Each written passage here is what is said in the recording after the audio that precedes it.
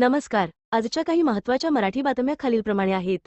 राजकीय जम्मू आणि काश्मीरमध्ये चकमक. राजौरी येथे दहशतवाद्यांसोबत चकमक झाली आहे. सुरक्षा दलांनी परिसरात शोधमोहीम सुरू केली आहे.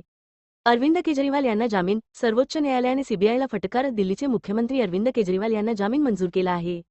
राष्ट्रीय वाहनधारकांसाठी नवा नियम. केंद्र सरकारने वाहनांमध्ये वेग नियंत्रक उपकरण बसविणे बंधनकारक केले आहे. टोल वसुलीबाबत नवे नियम. आता टोल वसुली किलोमीटरच्या प्रमाणात केली जाणार आहे, असे सरकारने जाहीर केले आहे. आंतरराष्ट्रीय नासाचे स्टारलाइनर स्पेसक्राफ्ट रिकामे परतले. नासाचे स्टारलाइनर स्पेसक्राफ्ट कोणत्याही कृषीवय पृथ्वीवर परतले आहे. अर्थव्यवस्था. श्रीलंकेपासून आर्थिक धडे. भारताला श्रीलंकेच्या आर्थिक परिस्थितीपासून धडे घेऊन आर्थिक धोरणे मजबूत करण्याची गरज आहे. मनोरंजन. स्त्री 2 चित्रपटाचा रिव्ह्यू. राजकुमार राव आणि श्रद्धा कपूर यांच्या स्त्री 2 चित्रपटात जोक्स, हॉरर आणि सस्पेन्सचा जबरदस्त मिलाफ पाहायला मिळतो. तंत्रज्ञान. आयफोन 16 प्रोचे फोटो लीक.